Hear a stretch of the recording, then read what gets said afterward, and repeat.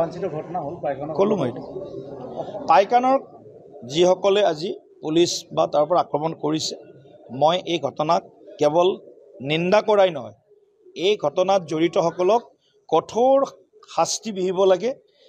আইনৰ ওপৰত কোনো নহয় মহামান্য ন্যায়ালয়ৰ নিৰ্দেশ ক্ৰমে বা হুকুম মৰ্মে এই কাম অসম চৰকাৰে কৰিছে আৰু মোৰ বিশ্বাস আছে মুখ্যমন্ত্ৰী ডক্টৰ হিমন্ত বিশ্ব শৰ্মা ডাঙৰীয়াৰ ওপৰত আমাৰ সকলোৰে বিশ্বাস আছে যে he is a capable leader he will take stern action against this illegal anti social anti national that এনক্ৰোচাৰ্ছ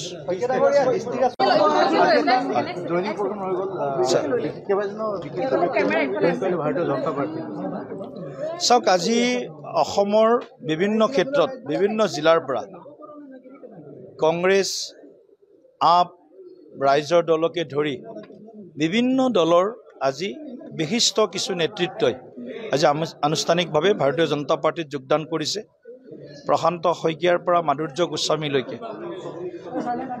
মানস চৰণীয়াৰ পৰা দৃষ্টি ৰাজখোৱা ওৰফে মনোজ ৰাভালৈকে এইফালে নিৰ্মল পায়েঙৰ পৰা আৰম্ভ কৰি অসীম চুঙালৈকে বিভিন্নজনে আজি আমাৰ দলত যোগদান কৰিছে আৰু তেওঁলোকে একেমুখে এটা কথাই কৈছে যে নৰেন্দ্ৰ মোদী ডাঙৰীয়া আৰু হিমন্ত বিশ্ব শৰ্মা ডাঙৰীয়াৰ যি কাম কাজ আৰু ভাৰতীয় জনতা পাৰ্টিৰ যি নীতি সেই নীতিত আমি আশ্বস্ত হৈ সেই নীতিৰ প্ৰতি সহমৰ্মিতা পোষণ কৰি দেশমাতৃৰ আই অসমীৰ সেৱা কৰাৰ কাৰণে আজি ভাৰতীয় জনতা পাৰ্টিত যোগদান কৰিছে নিশ্চিতভাৱে এখেতসকলৰ যোগদান আৰম্ভণি মাত্ৰ আৰু বহুতো কংগ্ৰেছ দলৰ নেতাই আমাৰ দলত যোগাযোগ ৰাখিছে বিভিন্ন ৰাজনৈতিক দলৰ সংগঠনৰ নেতাই আমাৰ লগত যোগাযোগ ৰাখিছে অনাগত সময়ত আমি তেওঁলোকক পৰ্যায়ক্ৰমে কেৱল ৰাজ্যিক কাৰ্যালয়ত নহয় জিলা কাৰ্যালয় আৰু মণ্ডল কাৰ্যালয়তো আমি তেওঁলোকক আনুষ্ঠানিকভাৱে আমাৰ দলত যোগদান কৰাম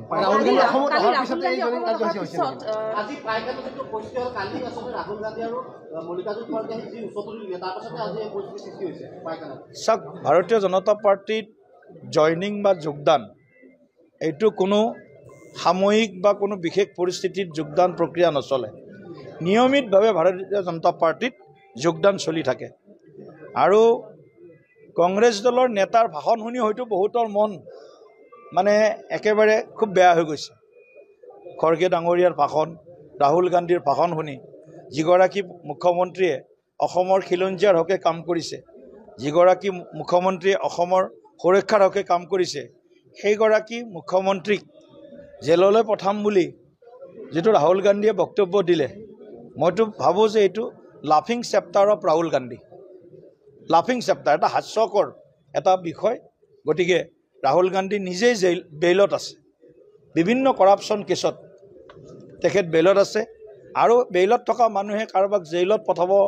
বুলি হুংকাৰ দিয়াটো এইটো হাস্যকৰেই নহয় এইটো মুংগেৰী লাল কি হাসিন স্বপ্নে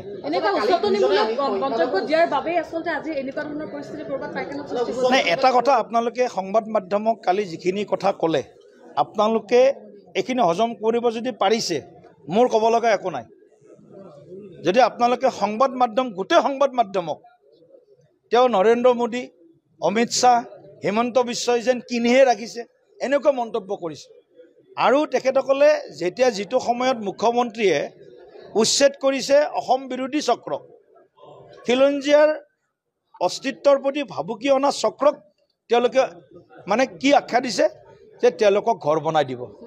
তেওঁলোকক মাটি দিব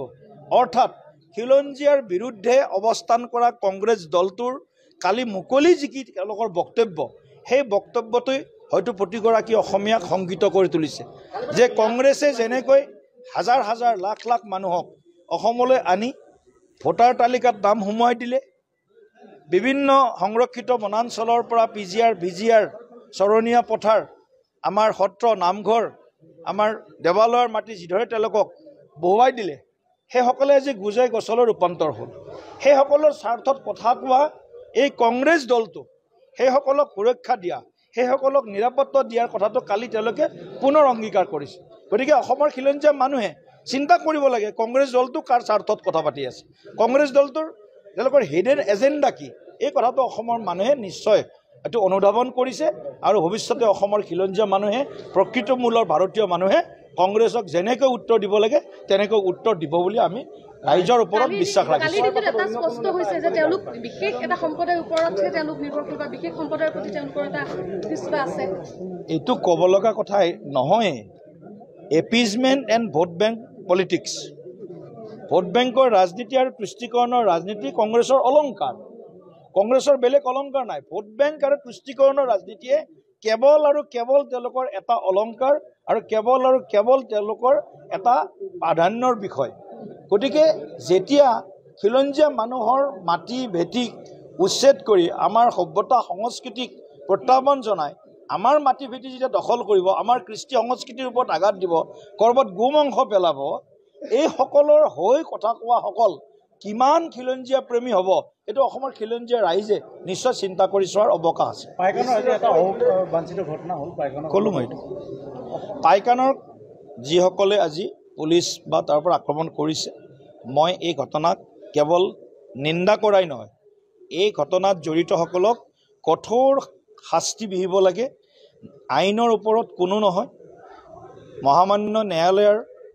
নিৰ্দেশ কৰ্মে বা হুকুম মৰ্মে এই কাম অসম চৰকাৰে কৰিছে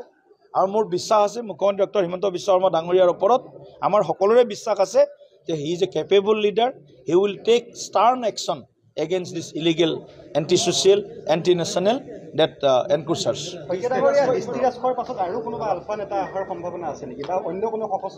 চাওক, দৃষ্টি ৰাজখোৱাক আমি আলফা নেতা বুলি ধৰা নাই। প্ৰথম কথাটো স্পষ্ট কৰিছোঁ,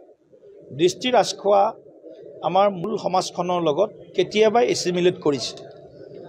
তেওঁলোকে বন্দুক এৰি, বুলেট এৰি বেলটৰ ৰাজনীতিলৈকে আহিছে।